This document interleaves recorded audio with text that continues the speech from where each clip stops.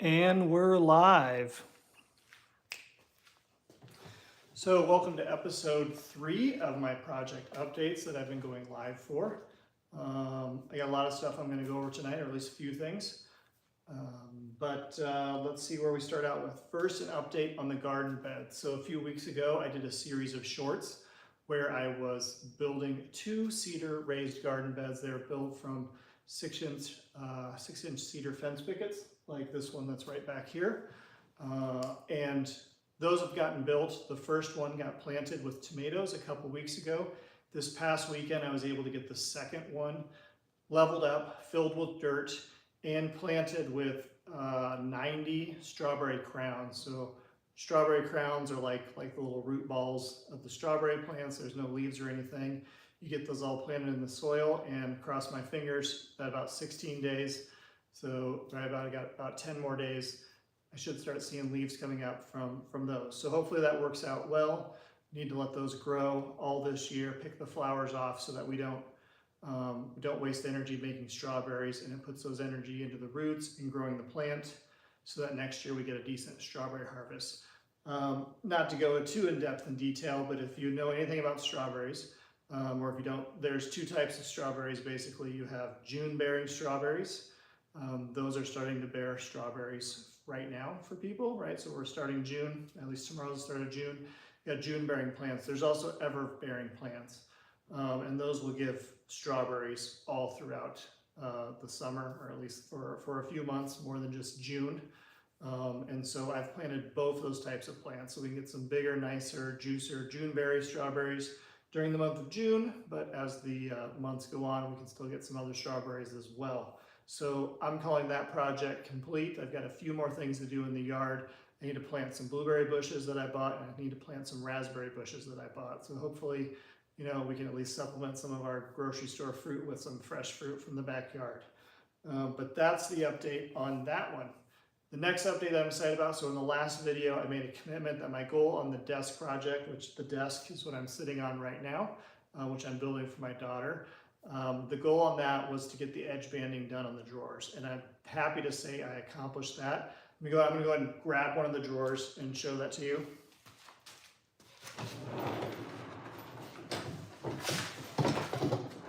Of course, I grabbed the one that has the screws in it. So I pulled the faces off these drawers. So the faces are off the drawers, but you can see here, you'll see some nice edges, right? So let me pull this stuff out so it stops rolling around. I took the faces off the drawers, which I want to show you something with those. But if you take a look at the bottom, I didn't edge bay on the bottom, right? So if you look at the bottom here, we got the raw edges of the plywood. And if you look at the top now, which is what everyone's going to see, we've got nice smooth edges, makes it look like solid wood. So I'm pretty excited about that. If you've never used edge banding before, you're going to put the drawer back. If you've never used edge banding before, it is a thin bead. Let me just grab it real quick. It's a thin strip of wood used for the edges. I have some right here. So it's super thin wood. Now you can make your own edge banding, but what this has here, it's hard to see, but there's already adhesive on the back. And so you actually use an iron to heat that up. So you cut a piece to length, use an iron to heat that up, and it'll heat that glue up and stick right to the edge. And so it works great. You can get it in all different types of wood. And so that's what I did to those 2 drawers. And so the next step on that is, if you recall from my first project update video I pointed out that I've got some alignment issues on the top drawer.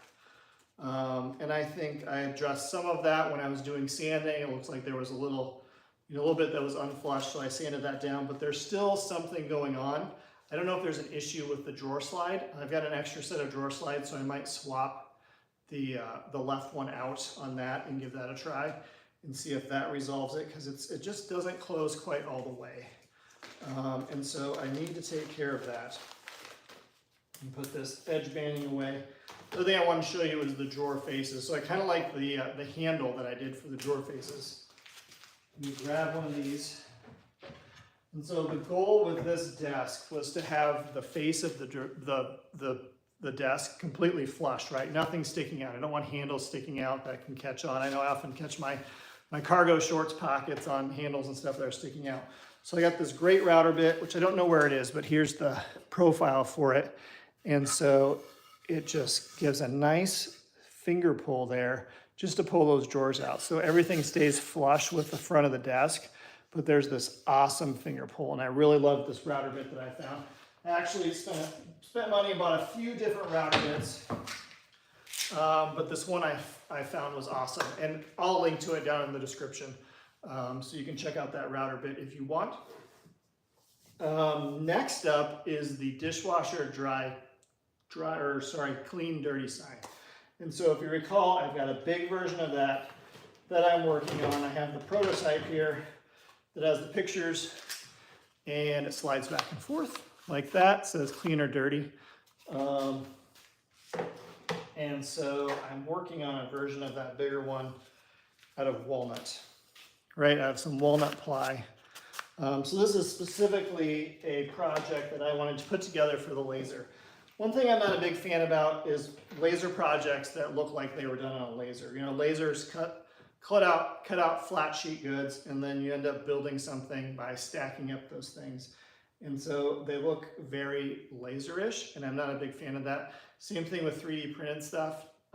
Sometimes it looks very 3D printed. And so I'm not a huge fan of that, but in this case, I really wanted to do a kind of a short, easy project on the laser, and I needed a clean dirty sign for the dishwasher so that I stopped getting in trouble when putting a dirty knife into the dishwasher when that was full of clean dishes. So this is kind of satisfying those. So I know last week I showed the mini version that I had made, kind of V1 or V2, and the problem I ran into with this is if there's a little bit of resistance in that drawer slide, actually right there, you can maybe even kind of hear it sliding a little bit.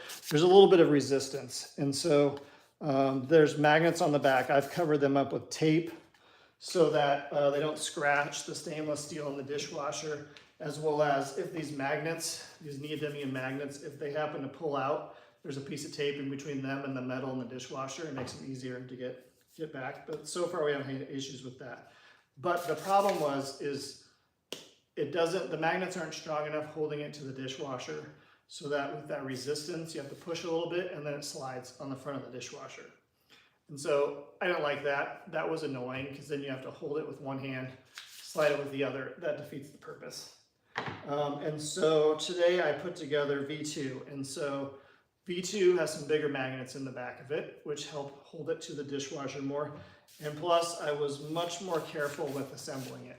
And so there's not that resistance. There's still a little bit of resistance, but there's not that big resistance in the sliding door of it. So this one turned out pretty good. I honestly think the magnets could still just be a little bit stronger or a little bit bigger. Well, bigger magnets means they're going to be stronger. But overall, this works a lot better. It's not sliding on the dishwasher, though. I think if I pushed a little bit harder, it would slide. There was one other thing I wanted to point out, and I'm curious if people find this noticeable. So this is the original one, and if you look at the word dirty on there, and then this is the new one, and if you look at the word dirty on there, and I hope you can kind of see that the new one is a little bit more consistent in the engraving. Like if you look at the T there, it's kind of lighter on this one.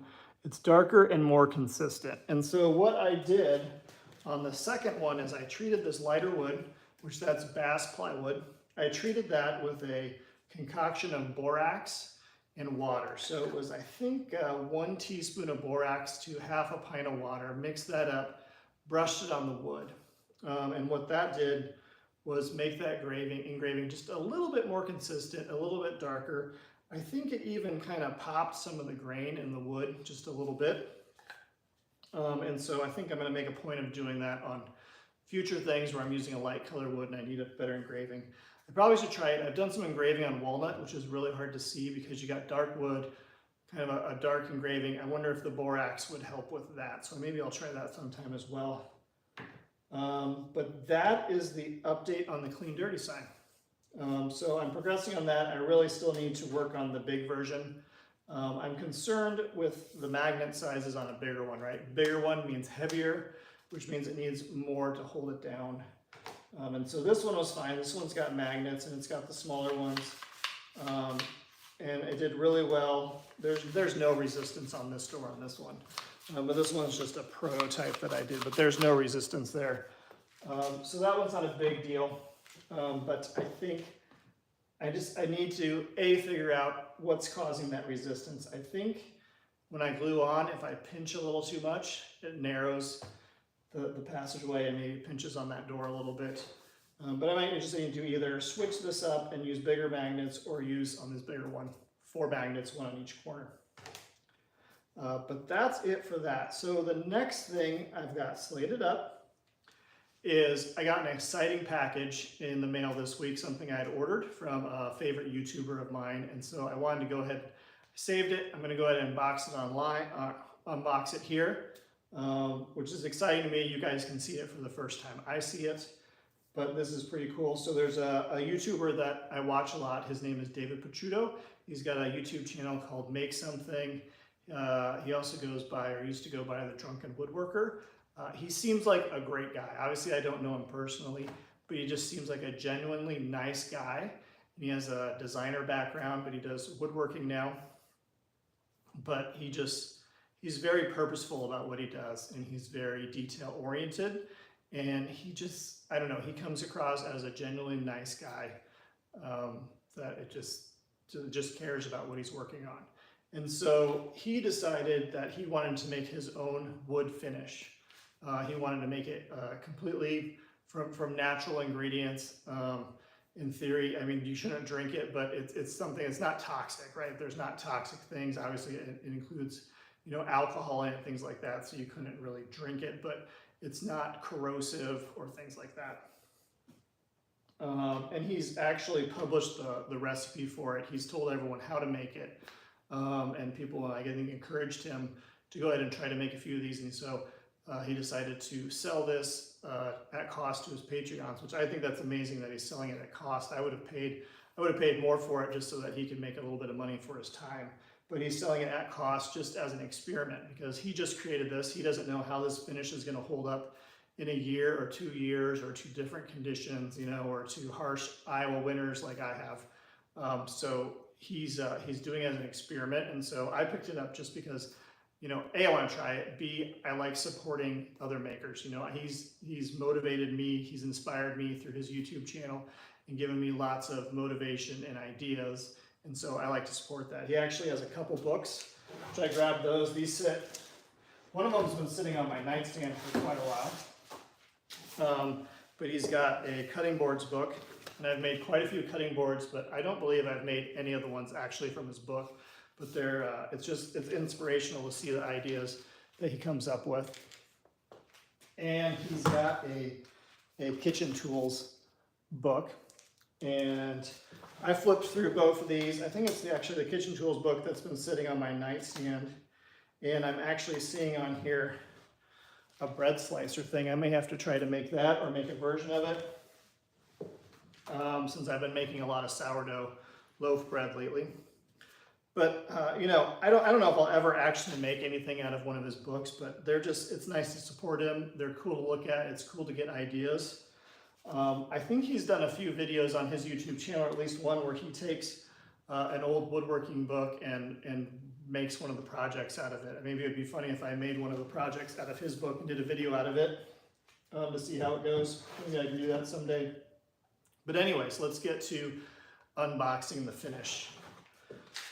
I'm excited to see the bottle he used, the label, which I've seen some pictures of that, but since he's a designer and he's very particular about what he's doing, I think there's just a lot of detail and a lot of cool artwork on that stuff.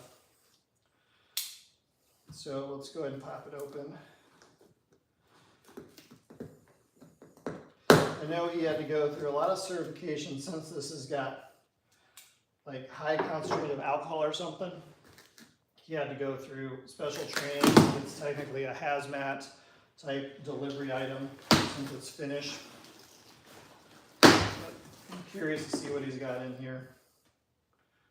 He's got some stickers. You can never beat stickers. So that's always awesome. I can tell that's kind of the style of the label, if it's not the label, if it isn't the actual label as well. A couple make something stickers, so that's pretty cool. We've got this package pretty good. And so there's 2 items in here plus some tools to apply it.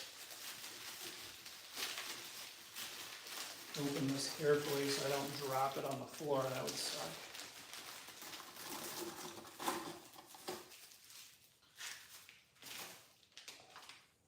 Okay, so we got the finish here. Like it's shrink wrap. But that's awesome. Look at that. It's got that label on there. This is the Wood Spirits. I'm going to take this plastic off. We'll check it out.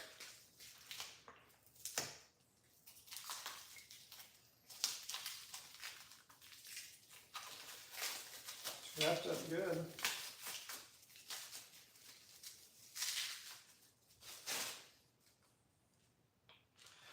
Look at that. It's a great bottle. He makes a point of saying, you know, he likes clear bottles, and he uses his finish. I think it's in a whiskey bottle, if I recall. He took someone else's finish, put it in a whiskey bottle so that he could see how much he had left. And when he said that in the video he was doing, that totally made sense, because all the other stuff, you know, I typically use like a wipe-on poly, and you can't see how much is left, right? It's a pour-on tip type can, and you cannot see what's in there. So this, you definitely can see what's in there. Says Wood Spirits, 16 ounces. It's 75% boiled linseed oil, 25% shellac. And let's see, he's mentioned it smells great, so I'm actually going to smell it. So this is the first thing you apply, and it takes 24 hours. And so you wipe this on, you're good. Your wood. I don't smell a ton. I also don't have a great sense of smell. So let's see.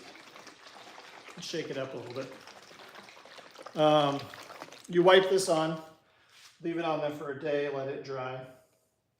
And then there's a second wax that you come back on. It definitely smells better than the chemically stuff that I normally use. Go ahead and put this piece back on just to be safe. And I'm getting some on my fingers, but it's all natural type stuff, so that might be a little sticky. It should be good. And then this should be the wax.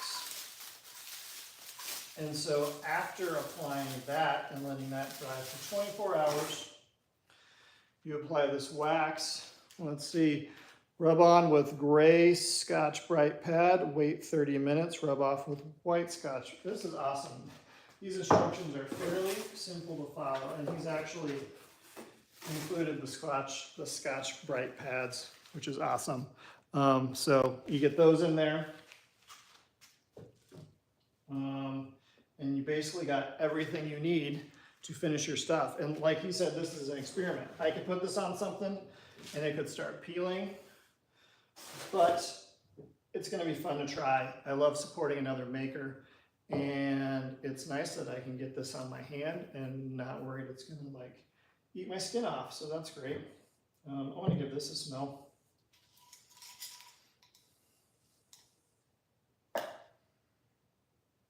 That smells really good.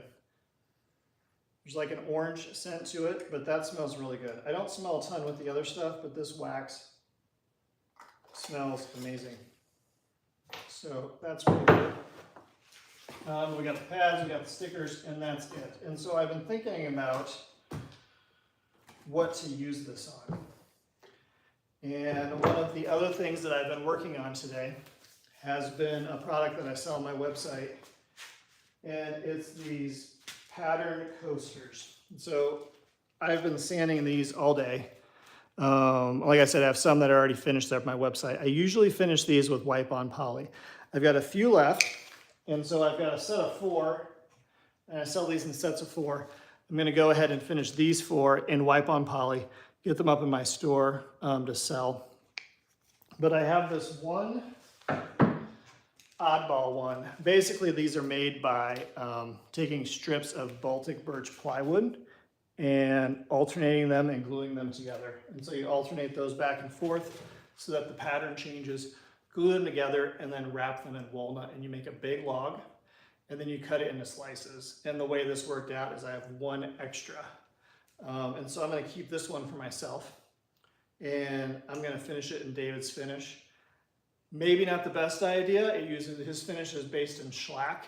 Shellac not a big fan of water, I've discovered on other projects. And so it maybe won't work out well, but it's got that wax that you put on at the end, which should protect it from the moisture as well. So everything's an experiment. And so I'm gonna go ahead and try it on one of these. Some night when I get a chance, I'll report back on how it works. And you know, I'll just keep this at my computer desk with my drink on it, and we'll see how it plays out. But these other four are gonna get finished up in wipe on poly, and will eventually get up in my store. But I do have a few up there right now if you're interested in those. But they are awesome. They're one of the best looking coasters that I've seen. And I got that design off of, I think it's Peter Millard. Millard? It's something very close to that. Peter Millard has a YouTube channel, and he made those. I don't know if it was recently, but I know it was during like a 12 days of Christmas or 12 gifts of Christmas type thing where he put together a design of that. It was a little bit different. I think he used maybe mahogany instead of walnut.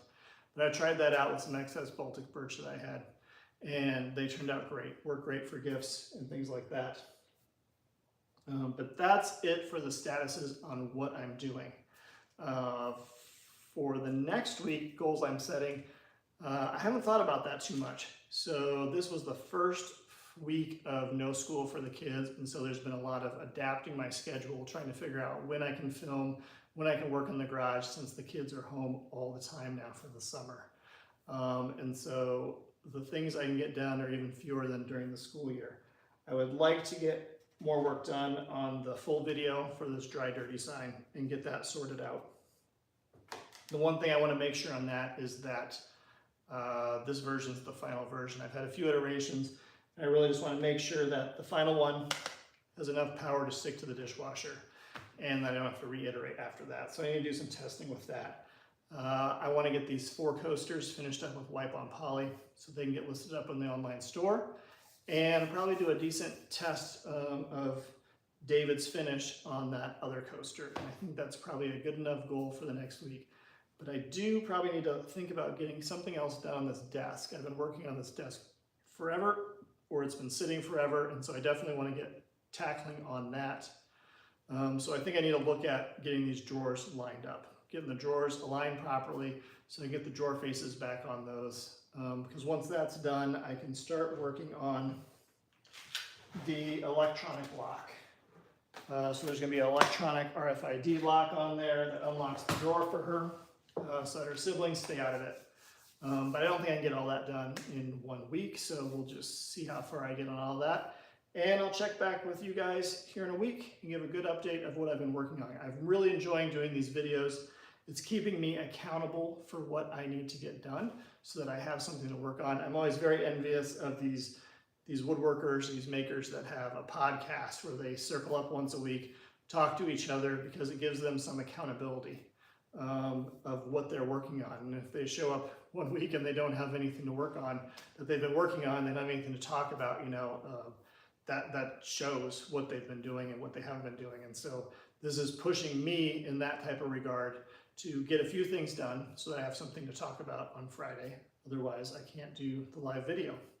But that's it. I've got some sourdough bread inside that I need to do some stretches and folds on so that we can have some fresh sourdough bread tomorrow when I throw it in the oven. And I hope everyone has a great night, and I will see you on the next one.